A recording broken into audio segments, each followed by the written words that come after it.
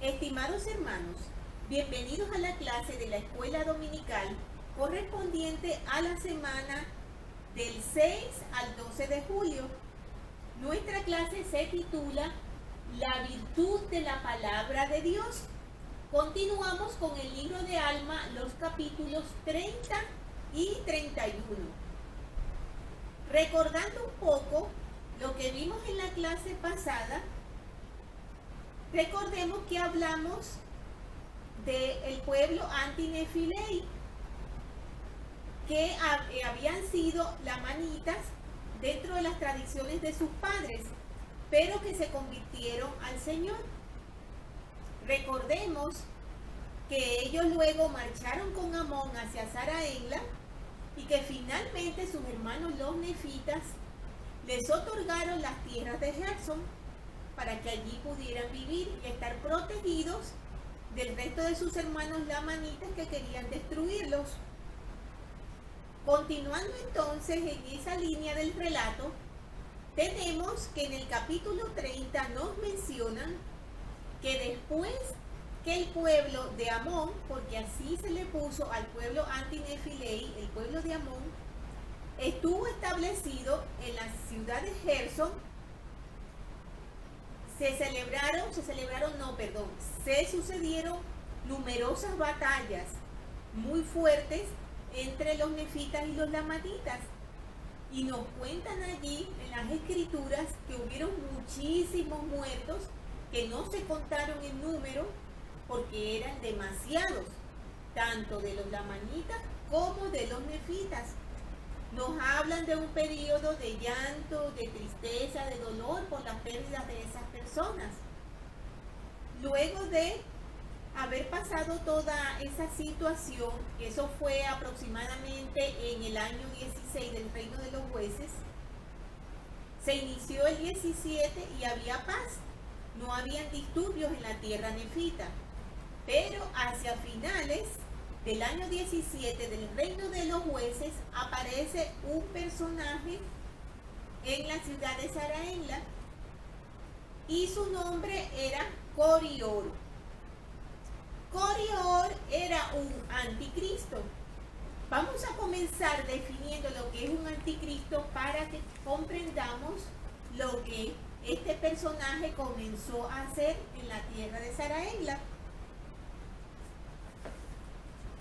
Tenemos entonces que en la guía del estudio de las escrituras nos dice lo siguiente: el anticristo es toda persona o todo aquello que sea una representación falsa del verdadero plan de salvación del Evangelio y que manifieste o secretamente se oponga a Cristo.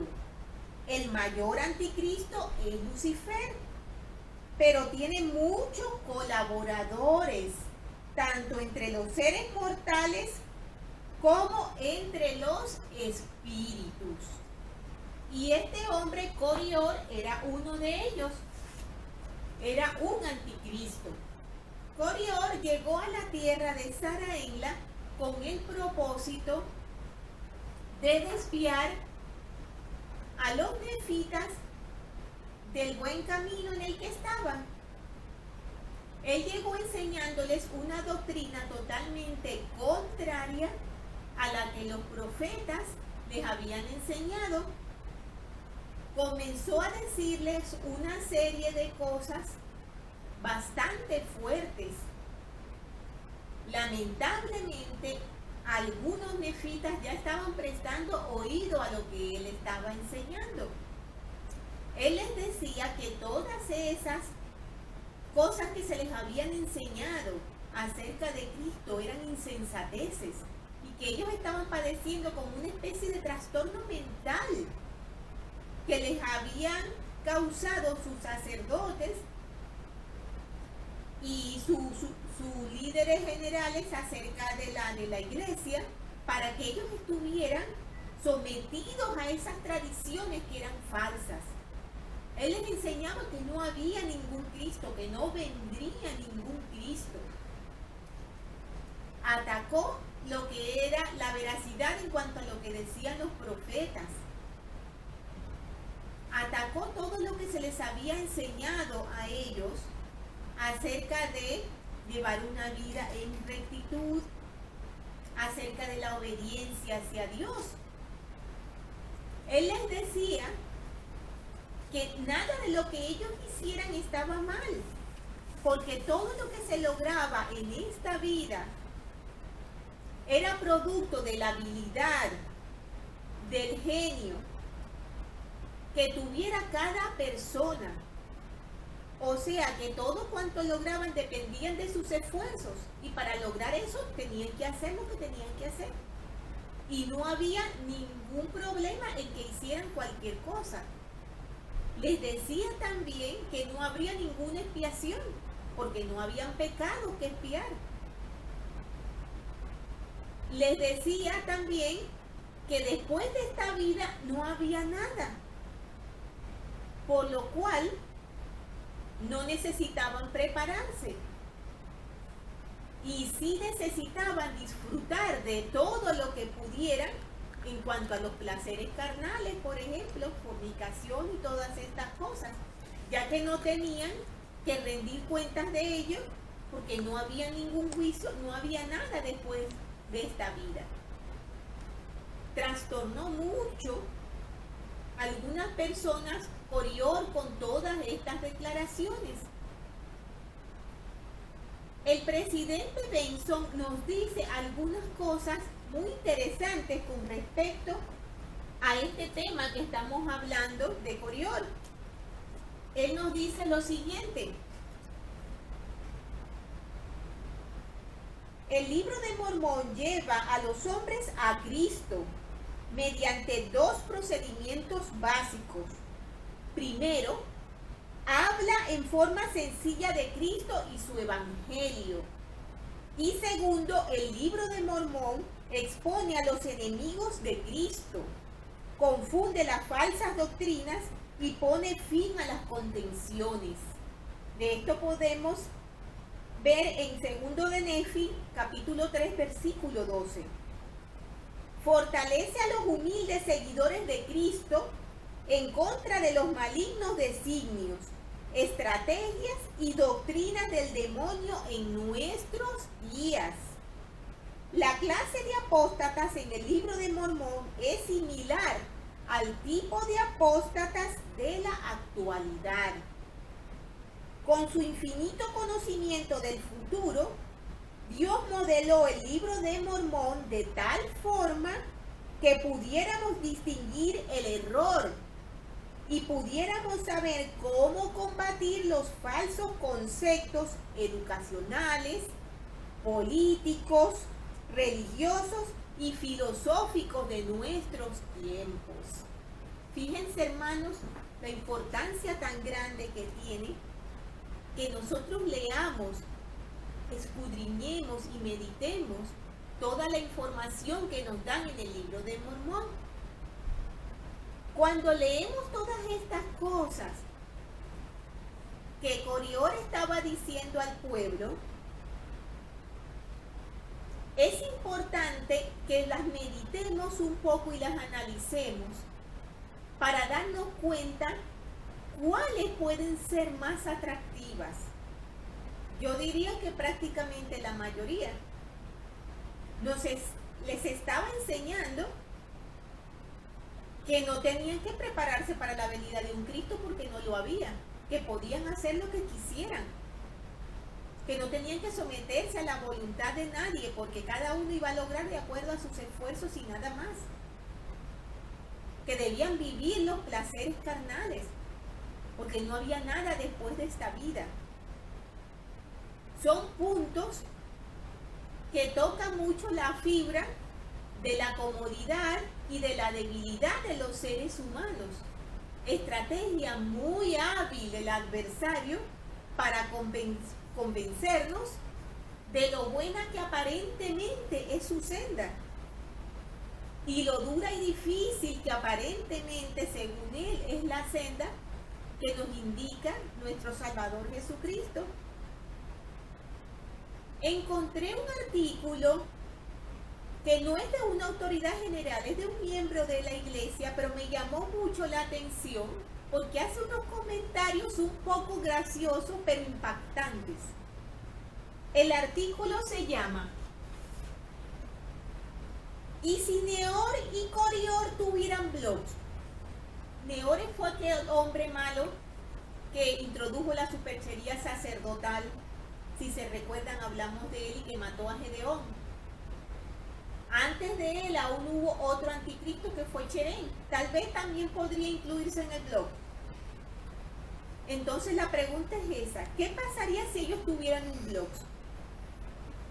Lamentablemente, yo diría que si ellos tuvieran un blog, seguramente tuvieran numerosas visitas. Y para nuestro asombro, muchas visitas quizás serían de miembros de nuestra iglesia. Hermanos, hay una tendencia muy peligrosa que tenemos, y es la de la curiosidad extrema en todo aquello que es contrario a lo que se nos ha enseñado. Esto hace que procuremos escudriñar cosas contrarias en lugar de dedicarnos a escudriñar y a meditar lo que de verdad nos interesa aprender. En alguna clase presencial yo mencioné algo que les causó gracia, pero es cierto. ¿Cuántas veces no nos dicen: lean el mensaje del presidente Monson, por decir algo, que consta de 3 páginas? Qué difícil se nos hace a veces leer esas 3 páginas, ¿verdad?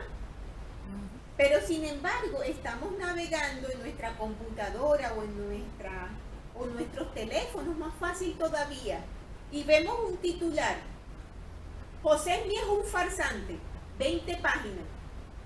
Y la leemos desde el principio hasta el fin, para ver qué es lo que están diciendo. Y luego ponemos la excusa que eso es para saber qué opinan ellos y poder nosotros decir lo contrario. Es mejor, hermanos, no desviarnos hacia esos caminos y no querer entrar en tentación cuando no lo necesitamos.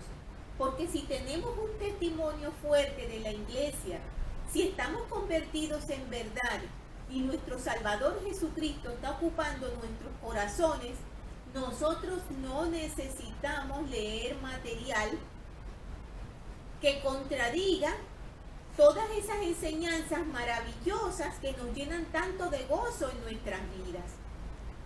En ese artículo que les comenté dicen algunas cosas muy resaltantes. Entre esas dice: es como si Mormón, escribiendo específicamente para nuestros tiempos, quiso prepararnos para los debates de hoy, con aquellas voces iluminadas y emancipadas que se amontonan en internet, que critican a la iglesia, a sus líderes, a su doctrina y que buscan ganar almas. Y luego se quejan porque peligra su calidad de miembros en una iglesia en la que ellos no creen. Nos dice también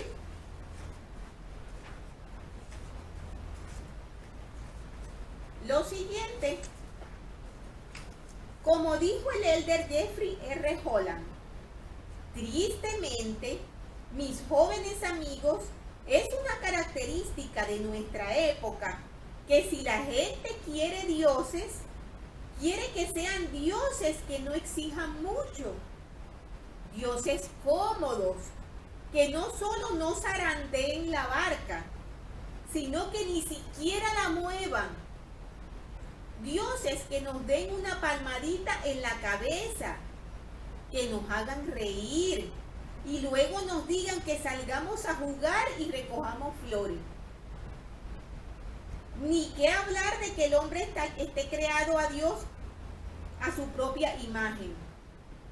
O sea, ninguna responsabilidad de nuestra parte, solo vivir y disfrutar. Corior era un intelectual sumamente fluido, y es verdad. Si leemos esos versículos, él explicaba muy bien su posición contraria. ¿Cómo sabéis que son ciertas?, le decía. ¿Cómo sabéis? retaba a la gente a que le explicara y contradijera lo que él estaba diciendo. He aquí, les decía, no podéis saber de las cosas que no veis. Él es el materialista, negando cualquier cosa que no se puede medir o percibir con los sentidos. Según él, Dios está muerto, Dios no existe y todo está permitido. Si Coriol tuviera un blog hoy, como decía el título del mensaje, menospreciaría las afirmaciones sobre la veracidad de José Smith y el Libro de Mormón. A pesar de tener montones y montones de evidencia contraria, él reclamaría que no hay ninguna sola pizca de evidencia de que el Libro de Mormón venga de un documento antiguo. Esto es en parte porque no estaría dispuesto a aceptar nada que se parezca a ángeles, planchas de oro o milagros, y los tomaría como las insensatas tradiciones de vuestros padres, tal como les estaba diciendo al pueblo de Zarahemla. En su blog se leería: ¿no podemos acaso hablar sobre insensatas tradiciones? Porque él retaba como queriendo decir, ¿es que acaso yo no puedo expresarme y decir que considero que todo eso es falso? ¿Acaso no podemos revisar su anticuada y represiva moralidad sexual? Él utilizaba mucho una palabra, insensata. De hecho, es una de las palabras favoritas de Coriol, nos dice este artículo. Les recordaba a los creyentes que sus esperanzas eran insensatas y que estaban metidos en cosas que no tenían sentido. Él era sumamente arrogante, como si su único punto de vista fuera racional y defendible. Sin embargo, trataba de enseñar a la gente de que ellos estaban en cautiverio y que no les dejaban opinar y que no les dejaban tener opiniones contrarias. Sin embargo, él de ninguna manera dejaba ningún paso de luz hacia la creencia en Cristo. Él pensaba que para los creyentes el ser y tan ingenuos aceptando todo eso era producto de una mente desvariada, como mencionábamos antes, y de un trastorno mental. Es sorprendentemente efectivo llamar a las personas insensatas. Esa es una estrategia muy sutil del adversario, hermanos. ¿A cuántos de nosotros no nos afecta cuando nos señalan? Cuando nos dicen que cuando nosotros estamos pensando, cuando nosotros sentimos, son locuras nuestras y están basadas en fantasías y cosas que no existen. Esas cosas lamentablemente nos afectan. Entonces, el artículo nos dice: recuerden cuán sorprendentemente poderoso era el efecto que tenía en el sueño de ley las personas que apuntaban con sus dedos a los creyentes desde el grande y espacioso edificio, a quienes se había encaminado al árbol de la vida. Muchos simplemente se desplomaron ante la vergüenza de todo lo que les estaba diciendo. Eso estaba pasando con la gente. Allí se avergonzaba. Y todas estas cosas que estamos leyendo allí en esa historia tan antigua, hermanos, es increíble que sea tan aplicable y tan actual como para nuestros días. En esta era del internet estamos inundados con ideas que son tan viejas como la arena y tan corrosivas como un mar salado. No nos dejemos engañar. Mormón, anticipando nuestro dilema, nos dio un estupendo ejemplo de cómo sería este engaño y nos aconsejó: oh, sed prudentes. Continuando un poco con lo que estaba pasando, con lo que estaba haciendo este hombre Coriol, él continuaba con todas sus fuerzas, convencer al pueblo de que lo que él estaba planteando era la verdad y que ellos estaban siendo engañados y aprovechados por los sumos sacerdotes de Dios. Él se apoyaba mucho en la libertad que tenía para poder decir todas estas cosas. Recordemos que el rey Mosías dio libertad religiosa.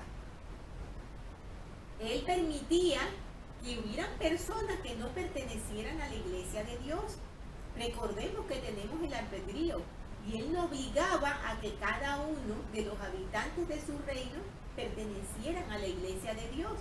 Era lo que él más deseaba, pero no podía obligarlos.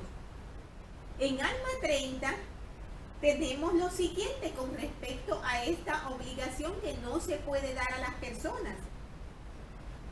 Y nos dice, en el versículo 8 y 9, porque así dicen las escrituras, escogeos hoy a quien sirváis. De modo que si un hombre deseaba servir a Dios, tenía el privilegio, o más bien, si creía en Dios, tenía el privilegio de servirlo. Pero si no creía en él, no había ley que lo castigara. Y a lo mejor nosotros nos preguntamos, pero hemos visto allí en los versículos que a Corior lo tomaron y lo apresaron, lo ataron y lo llevaron ante los jueces superiores. ¿Por qué? Si él tenía derecho a estar en contra. Sí, él tenía derecho a tener unas creencias distintas, pero no podía asediar a la gente como lo estaba haciendo, tratando de imponerles su punto de vista. Las personas, de acuerdo a la ley del Señor, eran castigadas, era por los delitos que cometían. Y lo que él estaba haciendo al asediar a la gente era un delito. También eran castigados por robar, por asesinar, por el adulterio. Pero el Señor inspiró al rey Mosías para que estableciera una igualdad en su pueblo, de tal forma de que no se pensara que los de la iglesia de Dios eran favorecidos y podían hacer cosas malas. Ellos también podían ser juzgados si cometían un delito, mas no por tener otras creencias distintas. Siguiendo con la historia, Corior, haciendo todo esto en Saraenla, él fue también hacia la tierra de Gersón, donde estaba el pueblo de Amón, o sea, el pueblo anti-Nefilei. Sorprendentemente, hermanos, allí no le dieron ninguna cabida. Apenas comenzó a expresar todas esas terribles cosas que él estaba diciendo en contra de Cristo, ellos inmediatamente lo tomaron, lo ataron y lo llevaron ante Aarón, que era su sumo sacerdote, y Aarón ordenó que se le echara de la ciudad. Fíjense ustedes, hermanos, en el detalle. Ni siquiera los propios nefitas hicieron eso desde un principio. Recordemos que mencionamos que algunos ya estaban prestando oído a lo que él decía. Sin embargo, el pueblo de Amón, que eran lamanitas, y que durante la mayor parte de su vida estuvieron viviendo de acuerdo a las falsas tradiciones de sus padres, que era algo muy similar a lo que les estaba planteando Corior, ellos no quisieron escucharle absolutamente nada y lo desecharon inmediatamente. Un comportamiento muy ejemplar, hermanos, que ellos tuvieron al no caer en la tentación de escuchar sus palabras lisonjeras. Y entonces en eso tenemos una palabra muy clave, que mencionamos en la clase anterior: conversión.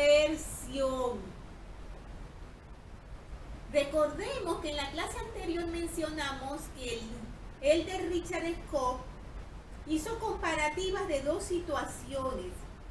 Hablamos de personas que estaban en un entorno que era muy bueno, un entorno espiritual, un entorno de rectitud. Quizás desde niños han estado en este entorno y sin embargo mencionamos que asombraba el hecho de que estas personas muchas veces se desviaban con mucha facilidad. Sin embargo, habían otras que aun estando en circunstancias difíciles, habiendo pasado por pruebas muy fuertes y estando sometidos a tentaciones muy grandes, aparentemente esto era casi invisible para ellos y tomaban decisiones correctas. Y mencionamos que la palabra aquí clave era la conversión verdadera que ellos tenían en sus corazones.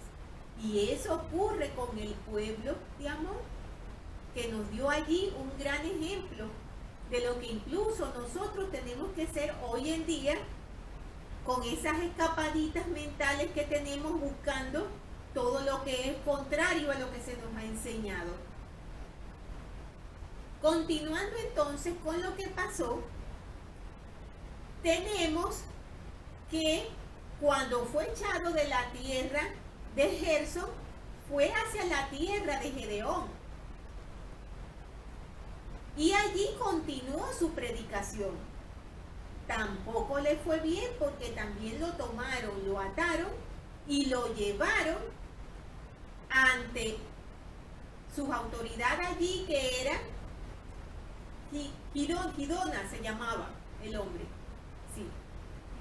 Este hombre escuchó a Coriol lo que estaba diciendo, pero le dijo también unas palabras muy fuertes. ¿Por qué perviertes las vidas de estas personas? ¿Por qué perviertes las vías del Señor?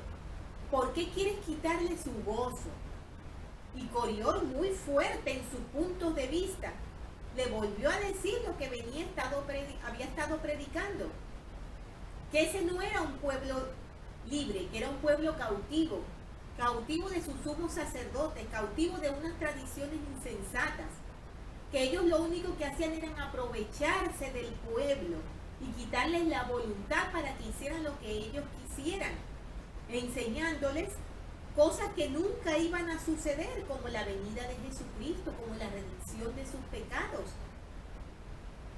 Empezó a repetir toda esa serie de cosas que venía diciendo. Le mencionó que ellos le estaban haciendo mal al pueblo, que los tenían trastornados. Cuando Gidona escuchó todas estas cosas, se preocupó en extremo, se dio cuenta que era un hombre peligroso. Evidentemente, por lo que mencionamos antes, por el hecho de ser el contrario a la iglesia, no podían meterlo a la cárcel o matarlo. Entonces, la decisión que él tomó fue la de atarlo y llevarlo hacia Saraegla para que compareciera ante Alma. Y así lo hicieron. Cuando llegó allí a la presencia de Alma, Alma le preguntó por qué él estaba haciendo esas cosas. Y él, muy fuerte y muy altanero, dicen los versículos, corroboraba todo lo que había estado diciendo. Entre eso, que ellos estaban aprovechando del pueblo del Señor y lo estaban engañando, quitándole el fruto de su trabajo. Alma le recordó que él sabía muy bien que él trabajaba con sus propias manos y que nunca recibió ninguna paga por servir en la iglesia, aun cuando hizo muchos viajes para predicar la palabra de Dios. Él siempre trabajó para su sostén y el único dinero que recibió fue cuando fue juez superior, y era un dinero que recibían todas las personas que ocupaban esa silla por el tiempo que invertían allí. Coriol insistía en su punto de vista y les decía que no había ningún Dios, que ellos habían inventado todas esas cosas para engañar al pueblo. Entonces Alma le dijo, ¿tú crees que no hay un Dios? ¿Cómo demuestras tú que no existe un Dios? Coriol simplemente repuntaba en sus palabras diciendo que no se puede ver, que cómo probar que sí existe si no lo ven, que no había nadie que fuera capaz de prever lo que iba a ocurrir más adelante para decir que venía un Cristo y todas esas cosas, que no eran más que insensateces, repetía constantemente. Fíjense, Alma le preguntó, ¿cómo sabes tú que no hay un Dios? Y estas fueron las palabras que él le decía. Luego Coriol le devolvió de nuevo esa misma pregunta a Alma y le dijo que le demostrara a él que había un Dios. Que cómo podía él saber que había un Dios si no podía ver lo que se supone que demostraría que había un Dios. Y Alma le dijo unas palabras muy hermosas y muy verdaderas. Y es que todo cuanto nos rodea testifica de la existencia de nuestro Padre Celestial. Vamos a leer un poco lo que él le dijo.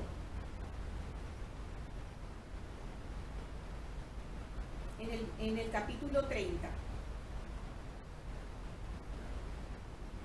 Antes de hablarle acerca de todo lo que testifica de Dios, Alma le dijo unas palabras muy fuertes a Coriol y le dijo, yo tengo todas las cosas como testimonio de que estas son verdaderas y también tú tienes todas las cosas como testimonio para ti de que son verdaderas y las niegas.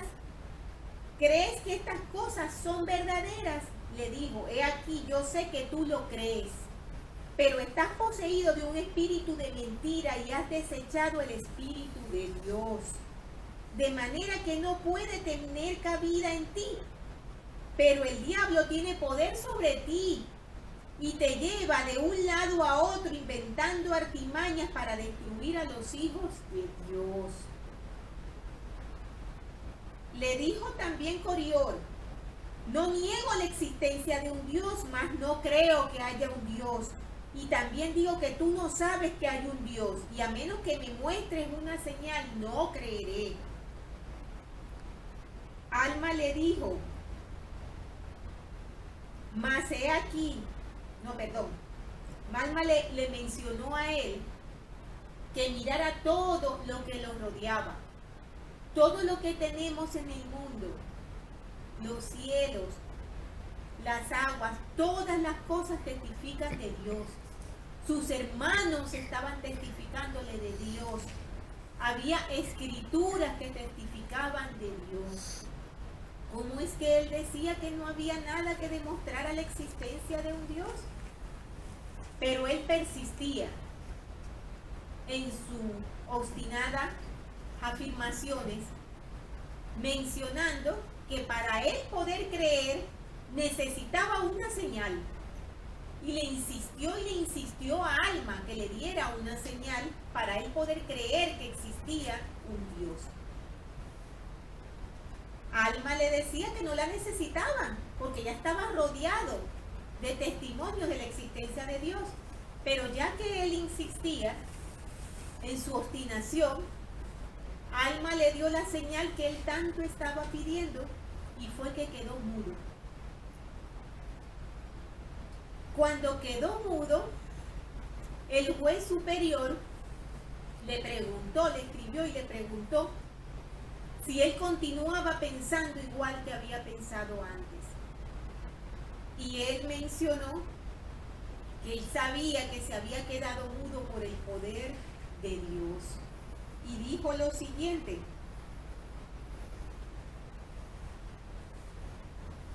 mas he aquí, me ha engañado el diablo, pues se me apareció en forma de ángel y me dijo: ve y rescata a este pueblo, porque todos se han extraviado en pos de un Dios desconocido. Y me dijo: ¿no hay Dios? Sí, y me enseñó lo que había de decir, y he enseñado sus palabras y las enseñé porque deleitaban a la mente carnal. Y las enseñé hasta que hube logrado mucho éxito, al grado que realmente llegué a creer que eran ciertas.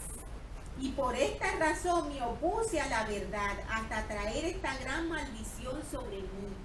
Fíjense, hermanos, él insistió tanto en eso, aún sabiendo dentro de sí que eran verdad las cosas que se habían enseñado con respecto a Dios.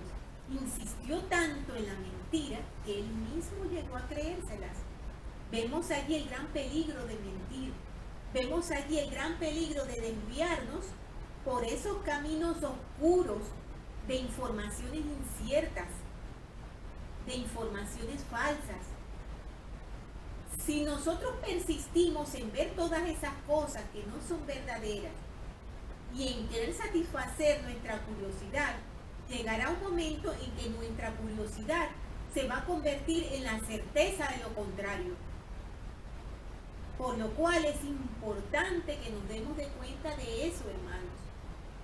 Vemos aquí un hombre que pasó por encima de todo para tratar de engañar al pueblo.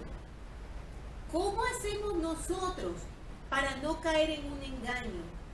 Necesitamos reconocerlo primero, ¿verdad? Porque si no lo reconocemos no sabemos que es un engaño. Pero ¿cómo podemos reconocerlo? A través del conocimiento. He ahí la importancia que tenemos de leer las Escrituras, de estar en continua oración pidiendo al Señor su ayuda para tener el entendimiento que tanto necesitamos, de escuchar a nuestros profetas, de estar siempre perseverando en las vías del Señor, para que cuando ocurran estos engaños no nos tienten al extremo de desviarnos. O cuando experimentemos situaciones difíciles, estas no nos lleven a la apostasía. Corior, después que se quedó mudo, muy asustado, quiso que Alma le quitara esa maldición. Pero Alma le dijo que no podía hacerlo porque él iba a seguir en lo que estaba haciendo y que el Señor hiciera para su voluntad, por su voluntad. Corior quedó mendigando en el pueblo, yendo casa por casa pidiendo alimento. Y llegó a un pueblo liderado por un hombre que se llamaba Során y al que llamaban los soramitas. Los soramitas se habían separado de los nefitas. Y los soramitas lo trataron muy mal. En la Escritura nos dice que lo atropellaron y allí finalmente él murió. Entonces en el capítulo 30 nos dicen una enseñanza muy importante. Nos dice: y así vemos, en el versículo 60, y así vemos el fin de aquel que pervierte las vías del Señor. Y así vemos que el diablo no amparará a sus hijos en el postrer día, sino que los arrastra aceleradamente al infierno. El adversario nos hace creer que Él nos está arropando, que Él está cuidando de nosotros y que Él nos está guiando por la buena senda, para luego abandonarnos hasta que somos destruidos, como le pasó a Corior. Tenemos que él captó la atención de las personas con puntos muy delicados, incluyendo la falsa doctrina, porque una de las cosas que él les mencionaba era que no habría expiación porque no habían pecados, que era falso que nosotros tuviésemos los pecados de un padre que nosotros no habíamos cometido, que un niño no era culpable de los pecados de sus padres. Se refería a Adán y a Eva, que a lo que pasó en la caída. Lo estaba enseñando de una forma transversada para engañar a las personas y atraerlas hacia la falsa doctrina. Tenemos también que él llamaba insensatas a las personas cuando le hablaban de su doctrina, porque seguramente muchos le decían lo que habían aprendido y él los llamaba locos, trastornados mentales. Eso no es fácil de llevar, como decíamos. La insensatez los insultos son algo que nos tocan mucho dentro de nosotros y es difícil a veces superar eso. Se nos hace difícil a veces poder transmitir a las personas nuestra fe en un testimonio que les convenza y nos sentimos mal por no poder hacerlo. El elder Boyka Packer nos menciona un relato que le ocurrió a él y que explica muy bien estas situaciones por las que muchos hemos pasado o vamos a pasar en algún momento. Y dice,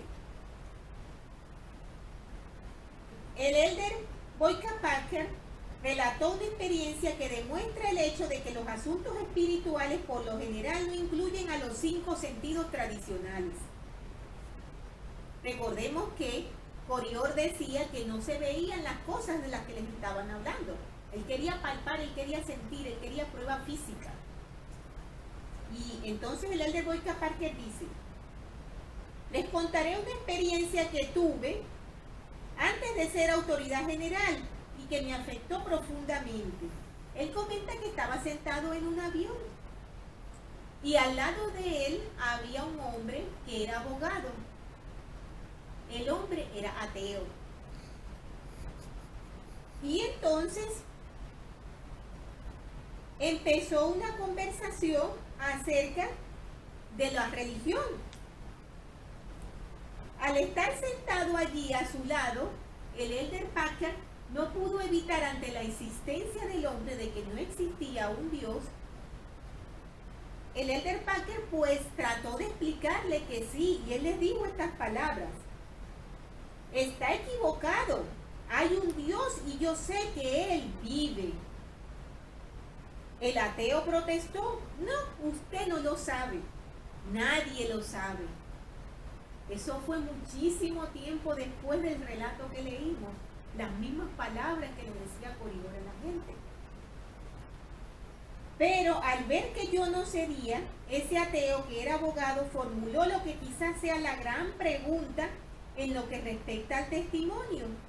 Muy bien, dijo con un tono despectivo y condescendiente. Usted dice que lo sabe, dígame cómo lo sabe. Cuando intenté responder, a pesar de que poseía títulos académicos superiores, no lograba comunicarme. Algunas veces en su juventud, ustedes misioneros y jóvenes se sienten avergonzados cuando el cínico, el escéptico, los trata con desdén a causa de que no tienen una respuesta inmediata para todo.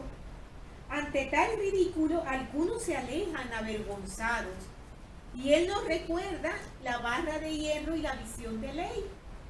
Cuando las personas avergonzadas se soltaron de la barra de hierro ante las burlas de lo que estaba en el edificio grande y espacioso. Cuando utilicé las palabras espíritu y testimonio, el ateo respondió, yo no sé de qué usted me está hablando. Las palabras oración, discernimiento y fe tampoco tuvieron ningún significado para él. Y dijo, usted no lo sabe de verdad. Si así fuera, usted sería capaz de decirme cómo lo sabe. Entonces, el elder Packer tuvo una impresión del espíritu para tratar de explicarle a este hombre y de hacerle comprender. Y entonces le dijo, usted ha probado la sal, ¿verdad? Sí, yo he probado la sal, le dijo. ¿Cuándo fue la última vez que la probó? Y le dice el ateo, pues ahora mismo en la cena. Oh, muy bien. Si yo le pongo a usted un bote con sal y un bote con azúcar, ¿usted las puede distinguir? Claro, claro que lo puedo distinguir, pero ¿usted por qué me sale con esas cosas pueriles? Le digo. ¿Qué sentido tiene todo esto?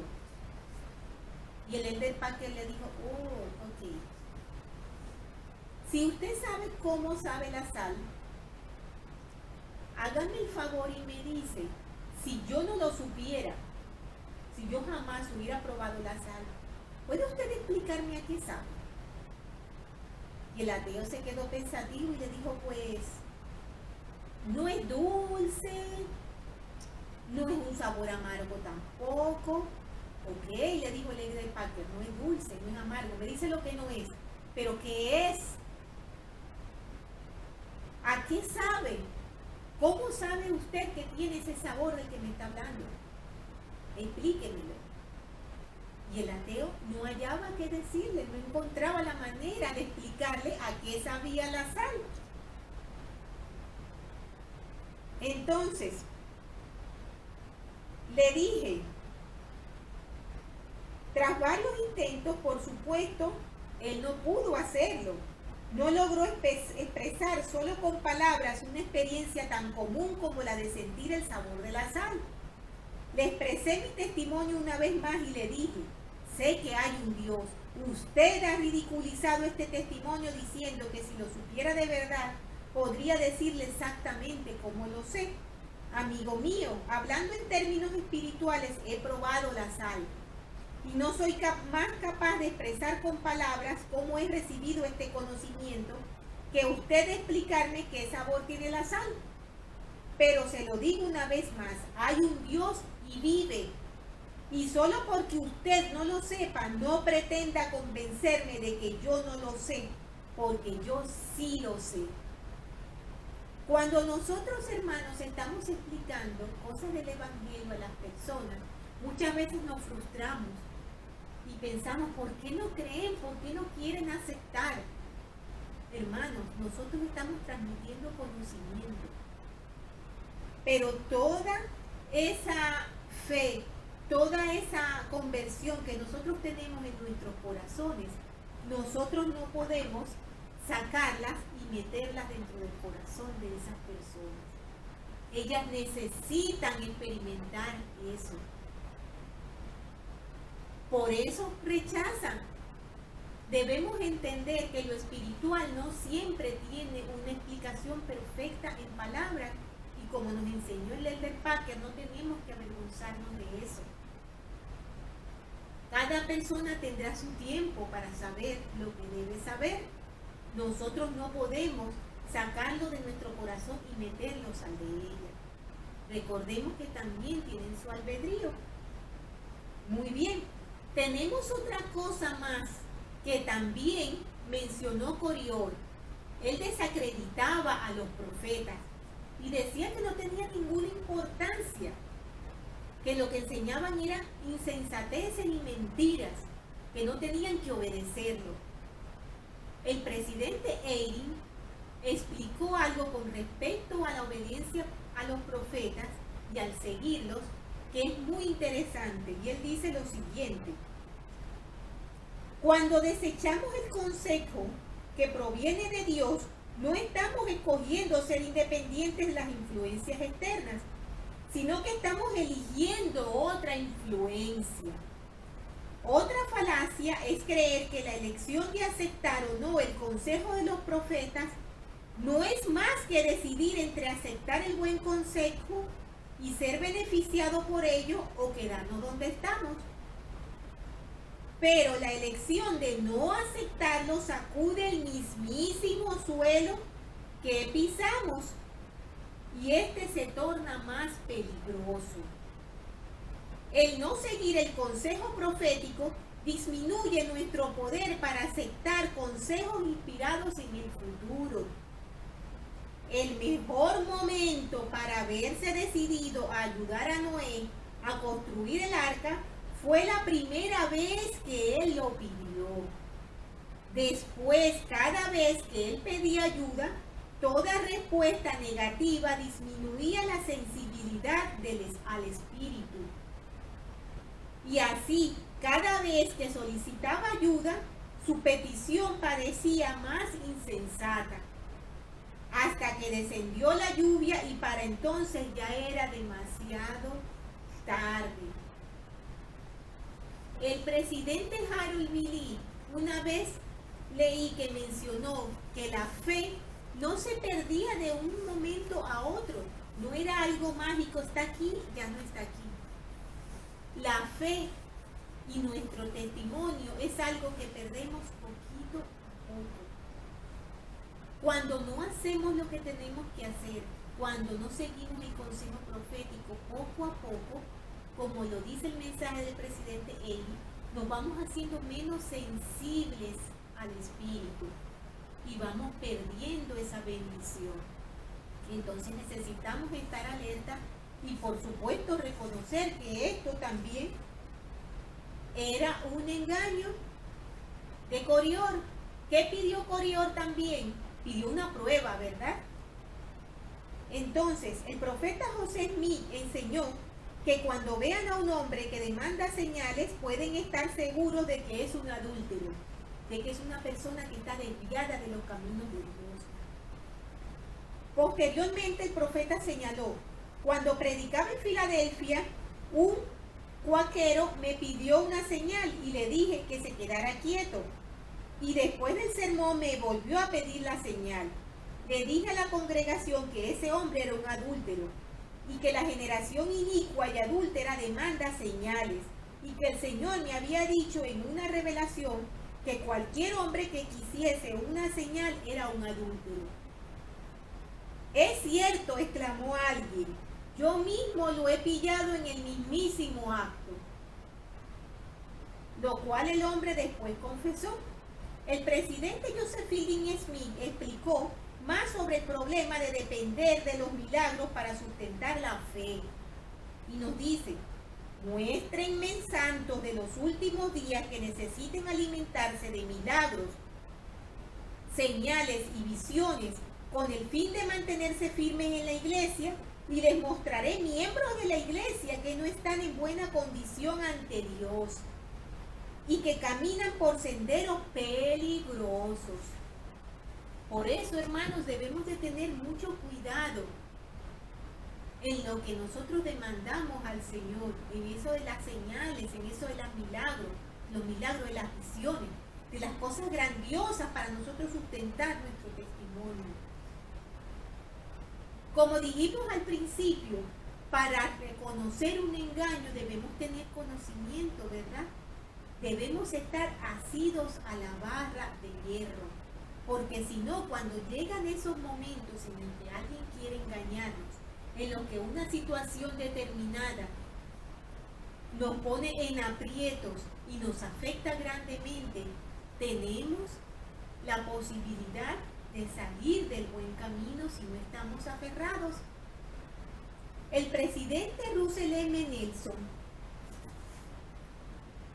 dio un mensaje muy hermoso que se llama pongan en orden su casa. Y él mencionó el ejemplo de un viaje que hizo con su familia. Decía que fueron en un viaje en balsa por el río Colorado a través del Gran Cañón. Y él mencionó que todo estaba muy bonito y muy hermoso, hasta que tuvieron la dificultad de acercarse a los rápidos de Horn Creek y ver la caída en picada más adelante. Él dice que se aterrorizó. ¿Y cuál fue su reacción? Él tomó a su esposa y a su hija menor, la más pequeña que tenía 7 años, y las abrazó. Sus otras hijas se cogieron de la cuerda, pero él las abrazó a ellas. ¿Qué pasó? Que en la fuerza del agua el presidente Nelson se cayó y estuvo a punto de ahogarse. Logró salir a la superficie con mucha dificultad. Pero fíjense lo que él dice. Casi, hermanos y hermanas, casi perdí la vida de aprender una lección, al aprender una lección que ahora les transmito a ustedes. En la trayectoria de la vida, incluso a través de aguas turbulentas, la reacción natural de un padre de aferrarse a su esposa o a sus hijos tal vez no sea la mejor manera de lograr su objetivo. En vez de ello, si él con todo su amor se aferra al Salvador y a la barra de hierro del Evangelio, su familia deseará aferrarse a él y al Salvador. Esta lección, por cierto, no se limita a los padres. No obstante el sexo, el estado civil y la edad, las personas pueden elegir mantenerse directamente unidas al Salvador, aferrarse a la barra de su verdad y dirigir según la luz de esa verdad. De ese modo se convierten en un ejemplo de rectitud a quienes otras personas querrán aferrarse. Hermanos, para reconocer el engaño necesitamos el conocimiento. Para tener el conocimiento necesitamos aprenderlo. Necesitamos que nos sea enseñado, ¿verdad? Nuestros hijos necesitan que nosotros enseñemos los conocimientos que a ellos les van a ayudar a seguir en las sendas de rectitud. Pero necesitan que nosotros estemos agarrados a la barra de hierro también. Que cuando surjan dificultades nosotros no nos soltemos, porque cuando nosotros nos soltamos ellos también caerán. Como decía el presidente Nelson en el mensaje, él hizo un consejo con su familia porque venían otras dificultades en el agua. Y les dijo, vamos a hacer lo siguiente, a sus hijas mayores, ustedes bien agarradas a las cuerdas, su esposa bien agarrada a la cuerda, yo estaré bien agarrado a la cuerda, y tú, le dijo a su hija menor, agárrate a papi, muy fuerte. Pero papi estaba agarrado muy fuerte a la cuerda, y entonces esta vez papá no se iba a salir de la balsa, por lo tanto su hija tampoco.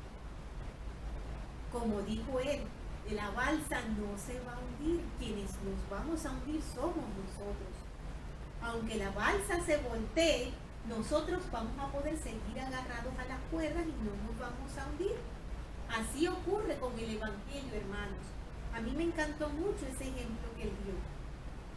El Evangelio no se va a oír, no se va a hundir. La obra de Dios no va a quedar destruida. Nosotros vamos a quedar destruidos si no estamos aferrados a la barra de hierro. Tenemos que, después que ocurrió lo de Corior, nombramos a los oramitas en el capítulo 31.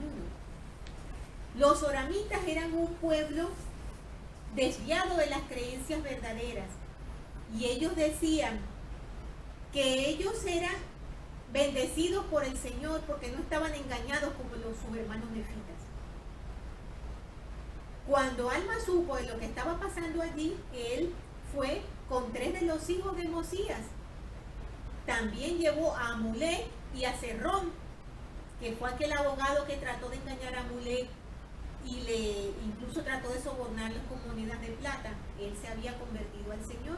Y también llevó a 2 de sus hijos, pero dejó al mayor, que era Elamán, en la tierra de Saraemla. Cuando Alma llegó allí, su corazón quedó muy entristecido. Los oramitas tenían una sinagoga, pero en medio de la sinagoga tenían como una especie de púlpito alto, donde cada persona subía a adorar allí, porque solo podía estar una persona allí adorando.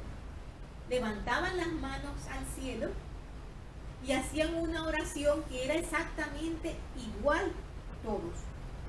Era una oración aprendida, la podemos leer en los versículos, es bastante larga. Solo decían esa oración. Cuando todos lo habían hecho, se iban a sus casas. Eso lo hacían un día a la semana también. Ellos llamaban el día del Señor, pero ya no volvían a hablar más de Dios. Hasta que volvían ese día y hacían otra vez lo mismo. Ellos le daban las gracias al Señor por haberles dicho que no había un Cristo y que todas las tradiciones que les estaban enseñando eran falsas. Alma se desesperó cuando vio todas esas cosas. Yo cuando vi eso, de que llegamos, adoramos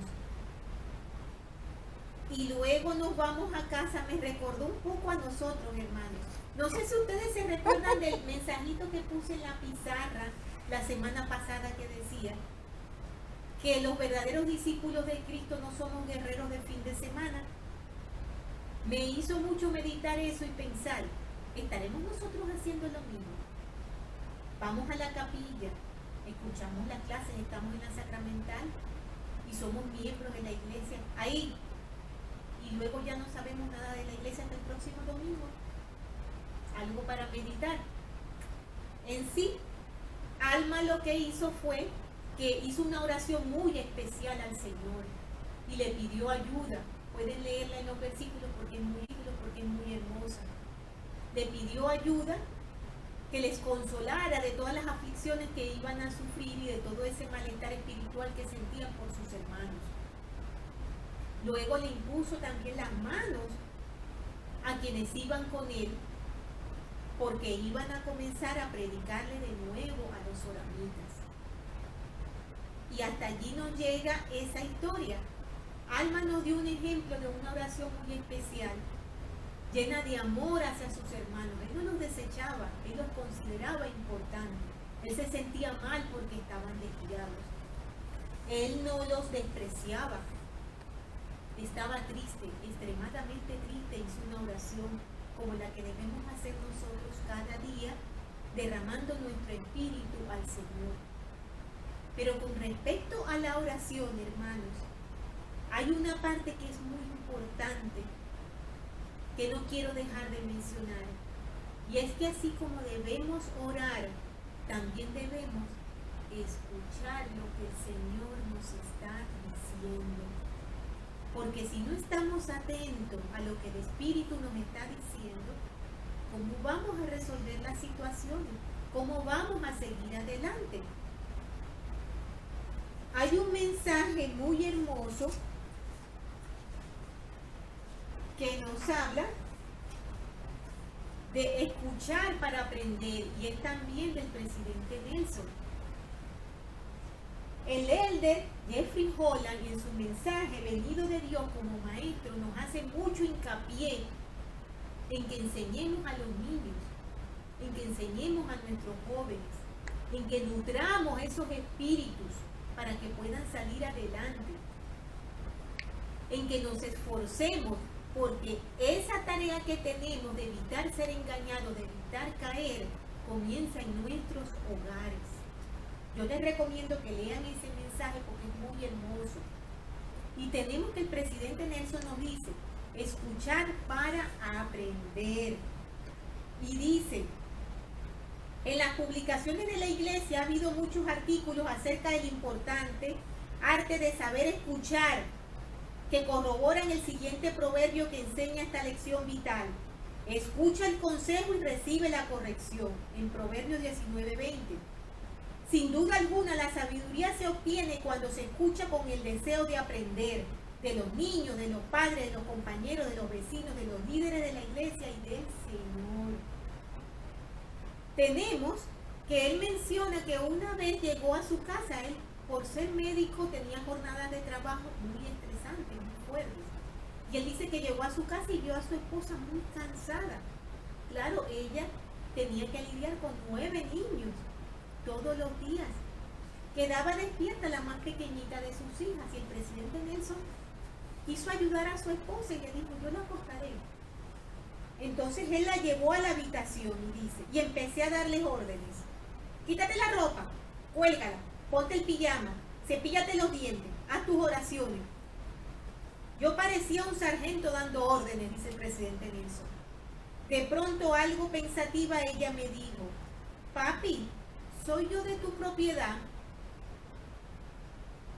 Mi hija me enseñó una lección importante esa noche, pues estaba tratando a esa dulce criatura con coerción. El controlar a los niños por medio de la fuerza es una táctica de Satanás y no del Salvador. No, los hijos no son de nuestra propiedad. El privilegio que tenemos como padres es el de amarlos, dirigirlos y luego darles la oportunidad de empezar su propia vida por sí mismos. Los niños por naturaleza anhelan contar sus experiencias, que pueden ser de felicidad, de tristeza. Él nos explica que ellos nos pueden decir muchas cosas que incluso nos pueden sorprender y dejarnos en shock.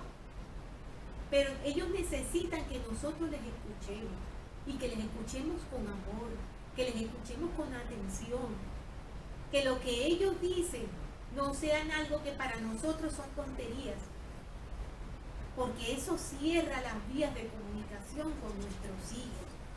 Hablamos de niños y lo mismo ocurre con los jóvenes. Si nosotros no estamos prestos a escuchar a nuestros hijos jóvenes, a tratar de comprenderlos y a tratar de ayudarlos, ellos cada vez se van cerrando más hacia nosotros. Él nos dice, es importante escuchar a nuestros hijos adolescentes en el preciso momento en que ellos lo necesitan. Por ejemplo, cuando se sienten solos o perturbados, aun cuando ese momento no sea el más oportuno para los padres y cuando parece que menos necesitan nuestra atención. Quizás sea cuando más la necesitan. Los buenos padres y maestros escuchan a los hijos para aprender de ellos. Entonces, el elder Nelson, el presidente Nelson, menciona una experiencia del elder Oaks muy fuerte, hermanos. El elder Oaks cuenta que hacía varios años atrás fue a una conferencia importante en una facultad de medicina, en una universidad de Nueva York. La noche anterior, el profesor anfitrión le invitó al presidente Oaks y a su esposa a cenar en su casa y con orgullo nos presentó a una estudiante de medicina muy destacada, su hermosa hija. Semanas después, él me llamó en un estado de profundo dolor y le pregunté, ¿qué pasa? Ese hombre me dijo, ¿recuerda a mi hija a la que usted vio cuando estuvo aquí? Por supuesto, le dije, nunca olvidaré a una chica tan maravillosa. El padre entre sollozos dijo, anoche murió en un accidente automovilístico. Tratando de mantener la calma, continuó diciendo, me pidió permiso para ir a un baile con cierto joven y sentí que no debía ir y se lo dije. Ella me pidió que le diera una buena razón por la que yo no quería que fuera. Solo le dije que me inquietaba que saliera. Siempre había sido obediente, pero me dijo que si no podía darle una razón mejor, ella seguiría. Durante el baile se sirvieron bebidas alcohólicas y el jovencito con el que ella fue tomó más de la cuenta. Y de regreso a casa, manejaba a gran velocidad y ocurrió el accidente. Cuando le expresé mi sincero pésame, dice el presidente Oaks, él continuó diciendo, mi dolor es mucho más profundo porque tenía el presentimiento de que algo le iba a suceder. ¿Por qué no fui más firme al persuadirle que no fuera? Esa experiencia no habrá sido en vano si otros la han oído y aprenden de ella. Hijos, honrad a vuestros padres aun cuando no os den una explicación que os satisfaga. Aceptar con fe este pasaje que se aplica a todas las edades. Oye la instrucción de tu padre y no desprecies la dirección de tu madre. Los padres tienen la obligación divina de enseñar a sus hijos a amar a Dios. Y los hijos tienen otra igual, que es la de obedecer a sus padres en el Señor. Los hijos prudentes escuchan a los padres para aprender de ellos. Nunca dejemos, hermanos, de apoyar a nuestros hijos, de ayudarles, de advertirles, de enseñarles, aunque ellos parezca que no escuchen. Esto que le pasó a este padre fue muy triste. Él se sintió mal porque él pensó que podía haber sido más fuerte y haberle insistido más. Pero muchas veces, porque nos vemos mayores, pensamos que no podemos o que no debemos insistir demasiado. No dejemos que nos ocurra eso, hermanos. Sabemos que ellos tienen su albedrío cuando crecen, pero sabemos que nosotros tenemos un conocimiento que debemos transmitirles, sea como sea. No podemos maltratarlos, no podemos obligarles, pero tenemos que enseñarles de todas las maneras como podamos, con un gran amor. Porque como nos dice el presidente Nelson, no son de nuestra propiedad, son nuestro privilegio el tenerlo en nuestras vidas. El Señor nos los confió. Por lo tanto, necesitamos escuchar a nuestros hijos, a nuestros propios padres, a nuestros líderes, a nuestros cónyuges. Necesitamos escuchar para aprender. Si no tenemos nuestro oído agudizado, muchas cosas se nos van a escapar y poco vamos a poder ayudar también. Hermanos, sé absolutamente que esta es la iglesia verdadera. Sé que nuestro Padre Celestial y nuestro Salvador Jesucristo vive. Sé que el libro de Mormón es verdadero y que es inmensamente valioso en nuestras vidas. Yo sé que nuestro profeta Russell M. Nelson es un profeta verdadero de Dios. Y sé que todas las autoridades generales y cada uno de los que trabajamos en esta obra fuimos llamados por Dios. Sé que necesitamos honrar nuestros llamamientos. El de la enseñanza particularmente es muy importante, porque de esa manera estamos ayudando a guiar a los hijos de Dios. Recordemos cuánto repetía el Salvador: apacienta a mis ovejas. Y eso es lo que nosotros debemos hacer, siguiendo el ejemplo que nos da Alma, que nos da Ramón y que nos dan todos estos profetas, estas personas de las que nos habla el libro de Mormón. Por favor, hermanos, vean la siguiente lección, que se llama plantar esta palabra en vuestros corazones. Alma del 32 al 35. Y todas estas cosas dejo con mucho amor y humildad en el sagrado nombre de Jesucristo. Amén. Un abrazo muy grande para todos, hermanos.